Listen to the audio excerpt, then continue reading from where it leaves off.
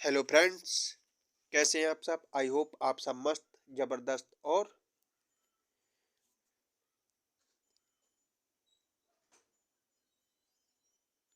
जिंदाबाद होंगे।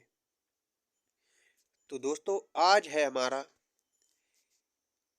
NCERT series में भूगोल का अध्याय नंबर 3, पृथ्वी की गतियां।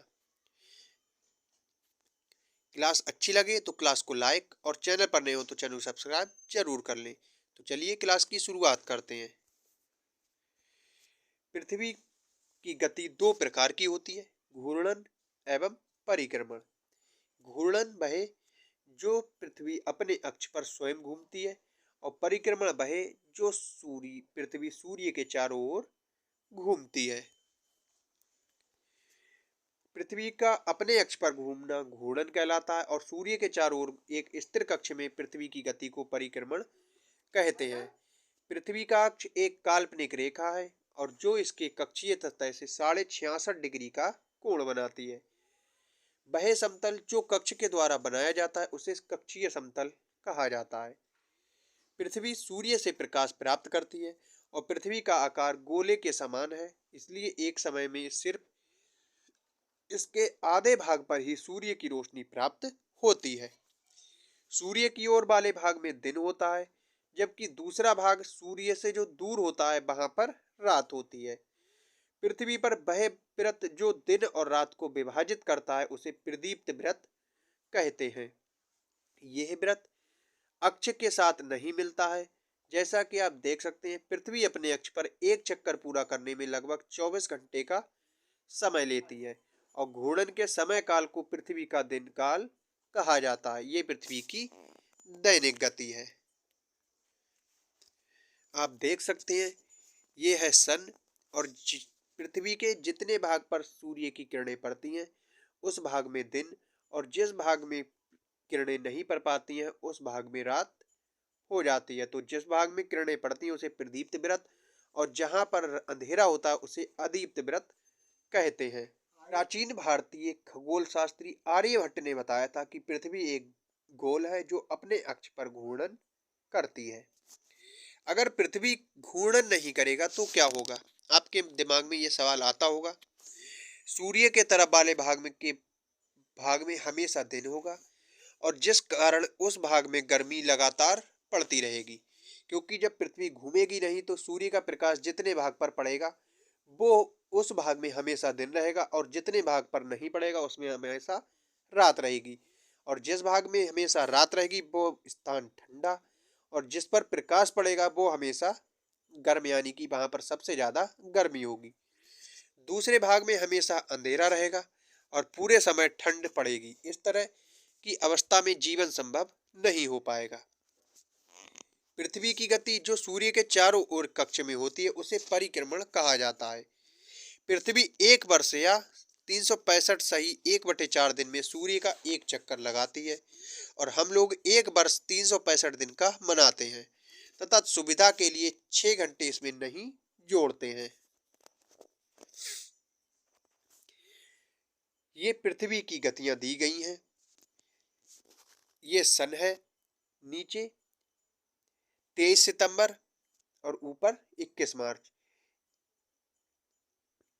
इस समय दिन और रात बराबर होते हैं, और जब 22 दिसंबर और 21 जून, इस वाले 22 दिसंबर को दक्षिणी गोलार्ध का सबसे बड़ा दिन होता है और उत्तरी गोलार्ध का सबसे छोटा दिन होता है। और 21 जून को उत्तरी गोलार्ध का सबसे बड़ा दिन होता है और दक्षिणी गोलार्ध का सबसे छोटा दिन होता है। 21 जून को उत्तर अयनांत कहते हैं और 22 दिसंबर को दक्षिण अयनांत कहते हैं। 23 सितंबर को बसंत विषुव और 21 मार्च को बसंत विषुव कहा जाता है।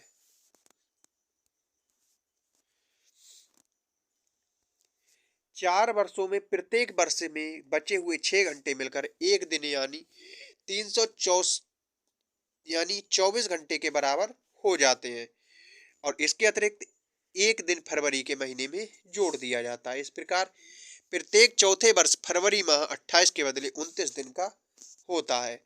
ऐसा वर्ष जिसमें 366 दिन होते हैं उसे लीप वर्ष कहा जाता है। पृथ्वी दीर्घ वृत्ताकार पथ पर सूर्य के चारों ओर एक चक्कर लगाती है। पृथ्वी पूरे कक्ष में एक ही दिशा में झुकी हुई है। सामान्यतः एक वर्ष को गर्मी, सर्दी, बसंत एवं शरद ऋतुओं में बांटा जाता है। ऋतुओं में परिवर्तन सूर्य के चारों ओर पृथ्वी की स्थिति में परिवर्तन के कारण होता है। 21 जून को उत्तरी गोलार्ध सूर्य की तरफ झुका होता है और सूर्य की किरणें कर्क रेखा पर सीधी पड़ती हैं। इसके परिणाम स्वरूप इन क्षेत्रों में ऊष्मा अधिक प्राप्त होती है और ध्रुवों के पास वाले क्षेत्रों में कम ऊष्मा प्राप्त होती है, क्योंकि वहां सूर्य की किरणें तिरछी पड़ती हैं। उत्तर ध्रुव सूर्य की तरफ झुका होता है तथा उत्तरी ध्रुव रेखा के बाद वाले भाग को लगभग 6 महीने तक लगातार दिन रहता है।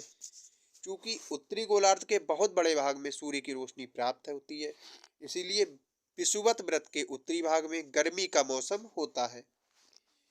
21 जून को इन क्षेत्रों में सबसे लंबा दिन तथा सबसे छोटी रात होती है। पृथ्वी की इस अवस्था को उत्तर अयनांत कहते हैं। 22 दिसंबर को दक्षिणी ध्रुव के सूर्य की ओर झुके होने के कारण मकर रेखा पर सूर्य की किरणें सीधी पड़ती हैं। चूंकि सूर्य की किरणें मकर रेखा पर लंबवत पड़ती हैं, इसलिए दक्षिणी गोलार्ध के बहुत बड़े भाग में प्रकाश प्राप्त होता है। इसलिए दक्षिणी गोलार्ध के लंबे दिन तथा छोटी रातों वाली ग्रीष्म ऋतु होती है और इसके ठीक विपरीत स्थिति उत्तरी गोलार्ध में होती है। पृथ्वी की इस अवस्था को दक्षिण अयनांत कहा जाता है। ऑस्ट्रेलिया में ग्रीष्म ऋतु में क्रिसमस का पर्व मनाया जाता है।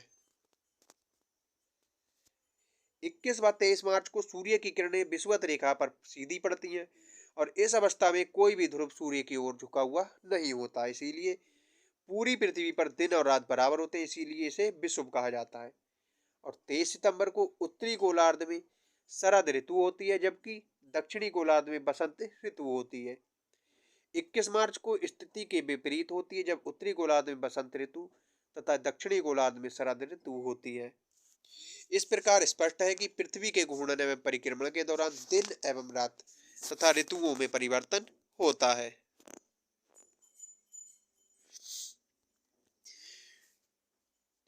अब हम करेंगे प्रश्नों को और उनके उत्तर आपको स्वयं लिखने हैं। पृथ्वी के अक्ष का झुकाव कितना है? घूर्णन एवं परिक्रमण को परिभाषित कीजिए। लीप वर्ष क्या होता है? उत्तर एवं दक्षिण अयनांत में अंतर बताइए। विषुव क्या है? दक्षिणी गोलार्ध में उत्तरी गोलार्ध की अपेक्षा उत्तर एवं दक्षिण का अयनांत अलग अलग समय में होता है, क्यों? और उत्तरी ध्रुव में 6 महीने का दिन एवं 6 महीने की रात होती है, क्यों? पृथ्वी की सूर्य के चारों ओर की गति को क्या कहा जाता है? सूर्य की सीधी किरणें विषुवत वृत्त पर किस दिन पड़ती हैं? और गर्मी में क्रिसमस पर्व कहाँ मनाया जाता है? ऋतुओं में परिवर्तन किस पृथ्वी की किस गति के कारण होता है? इन सब के उत्तर आपको कमेंट बॉक्स में टाइप करने हैं। तो आई होप आज की क्लास आपको पसंद आई होगी। क्लास अच्छी लगी हो तो क्लास को लाइक और चैनल पर नए हो तो चैनल को सब्सक्राइब जरूर कर लें। और कल फिर मिलेंगे इसी समय क्लास नंबर 4 के साथ।